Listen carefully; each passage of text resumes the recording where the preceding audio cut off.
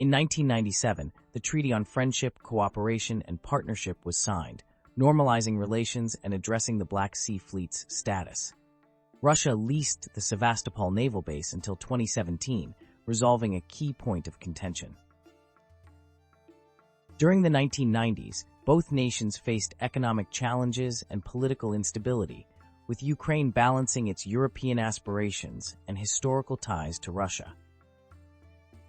The Orange Revolution in 2004-2005, following disputed presidential elections, saw Viktor Yushchenko, a pro-Western candidate, elected after mass protests. This shift toward EU and NATO integration was met with skepticism in Moscow, viewing it as a threat to its sphere of influence. Gas disputes in 2005 and 2009 highlighted Russia's use of energy as leverage, with supply cutoffs affecting Europe, notably in January 2006 and January 2009, emphasizing Ukraine's role in Russian energy exports. The 2008 NATO summit in Bucharest declared that Ukraine and Georgia would eventually join NATO, a move strongly opposed by Russia.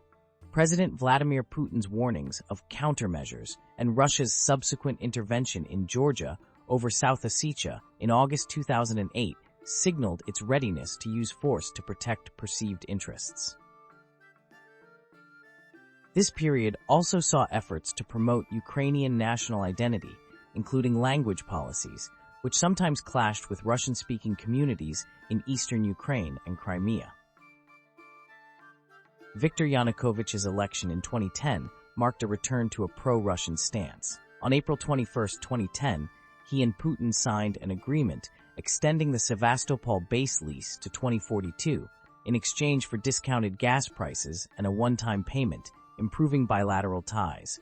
However, his administration was marred by corruption and repression, fueling public discontent. In November 2013, Yanukovych's decision to abandon a planned EU association agreement under pressure from Moscow sparked the Euromaidan protests.